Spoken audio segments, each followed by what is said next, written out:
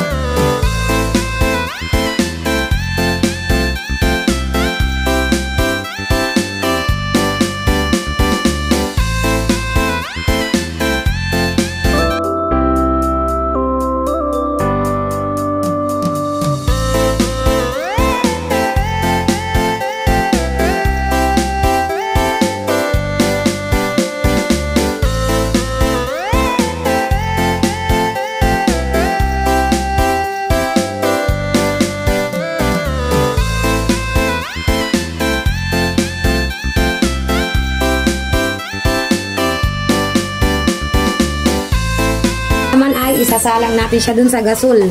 Yan, hanggang sa kumulo siya mga kapain.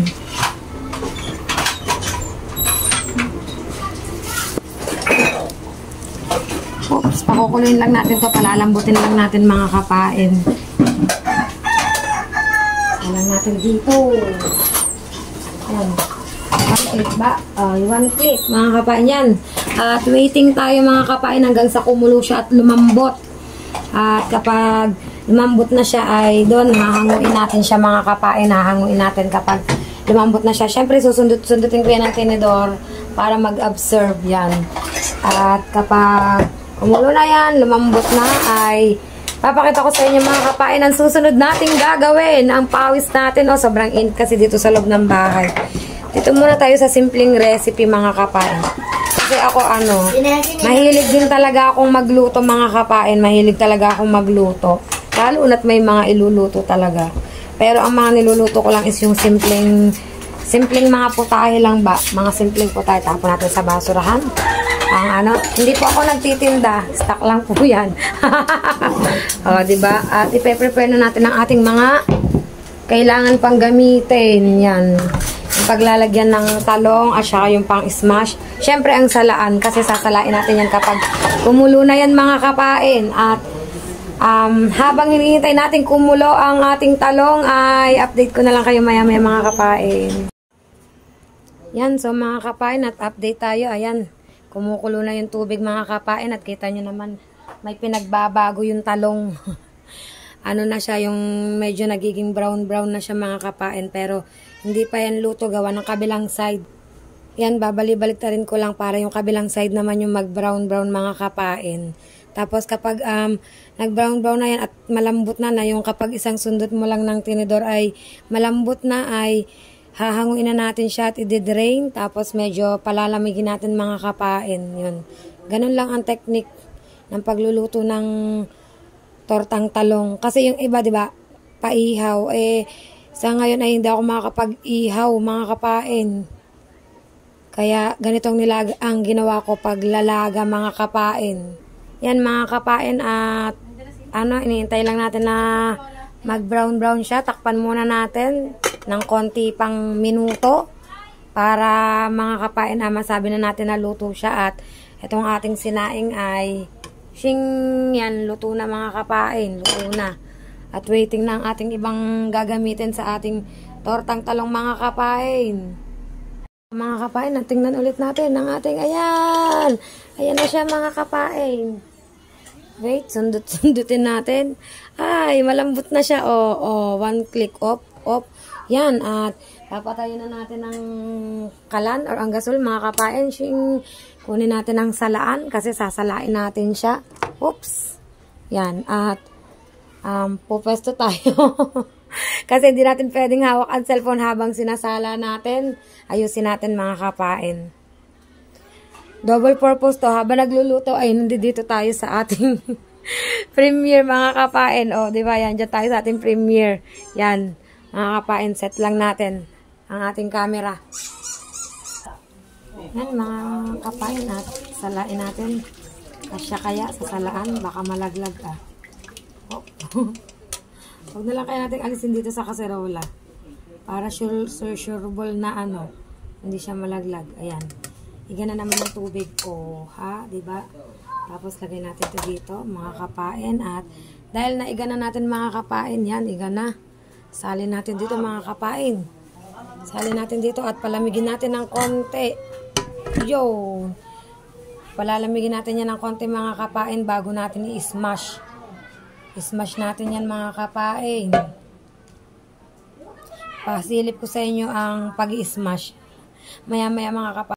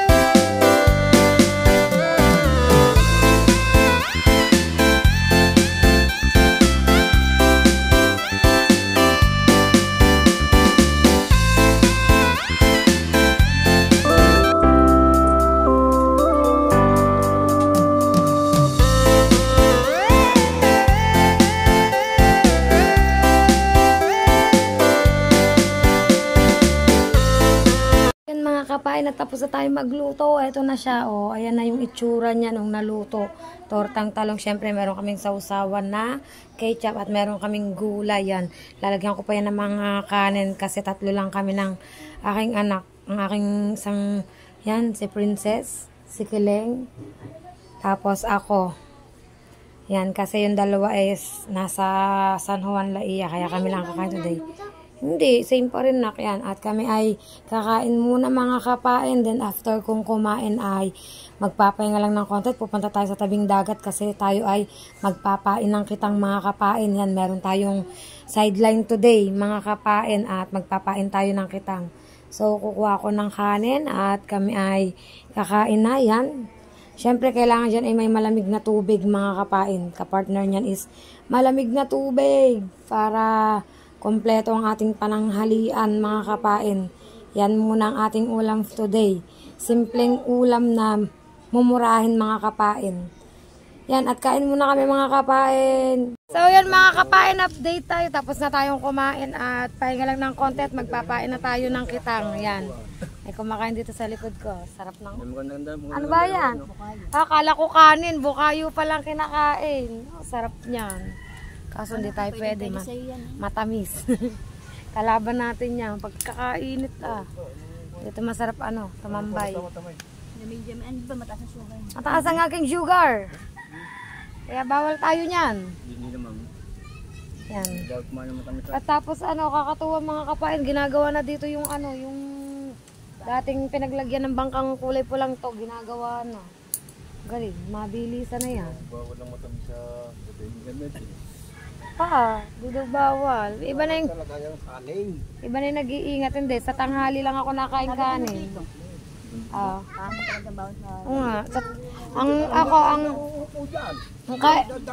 Ang kain ko ng kanin, tanghalian. Ang ulit nyon, kinabukasan na. Ganun. May mga lumalaot. Ay, hindi pala, mga nag-uuwian na pala. Ay, hindi, mga arkilang bangka pala yun, mga kapain. Ganda ng dagat, Tanghali na tayong nagising kanina kaya hindi natin naabangan ng mga lumaot. Siguro bukas sisikapin nating maagang magising mga kapain para makita natin, masaksihan natin ang mga pagpundo ng bangka. Kung may mga huli, mambuburaot tayo ng pang-ulam. Hindi ko nga alam tanghali na ako nagising. Huwag ba naman ikiling, kumirot na lang ng kumirot ang Yan, update ko kayo mga kapain. Mga kapain, update tayo. Yan, maggagayat na tayo ng pain para sa kitang na ating papainan. Ay, nabusog ako. Yan, tanan nyo guys. Dati, bakante lang ngayon. Gagawin na, sinisimulan na siya mga kapain. Siguro, bahay? Or, yung rest house? Rest house. Hanapin natin. Saan ang pain ng tatay? Yan, maggagayat tayo ng pain mga kapain kasi magpapain tayo sa kitang ng tatay.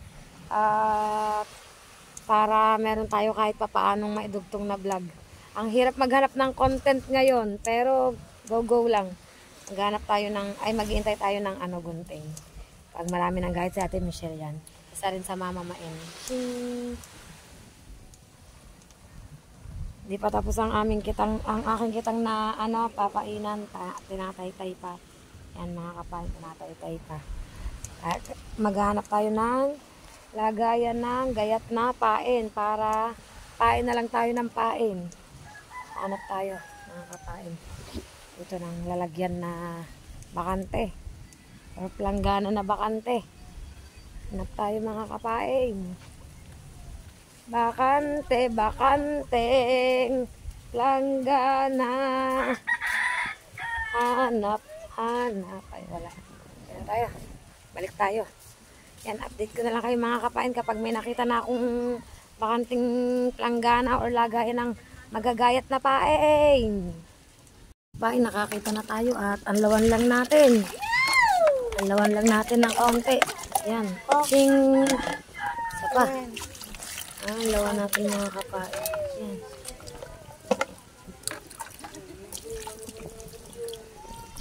Yan.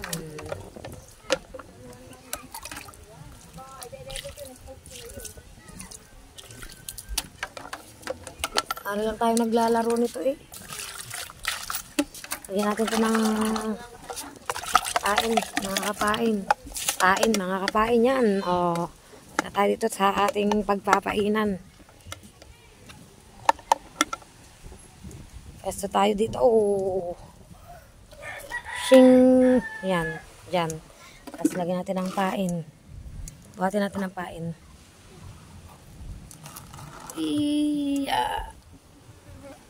Yan. Gayatin natin yan mga kapain at hiram tayo ng bangkito dito. Sa Ninampe. Ninampe, pasaglit pong bangkito! Ninangpe! Nangpe! Pasaglit tong bangkitong maliit. Wala ata din eh. Yan, kinuha ko na. Wala pa ang may-ari umalis. Pero meron pa siyang extra doon. Dito tayo. Yeah, bugs. Yan. Gayat muna tayo ng pain mga kapain.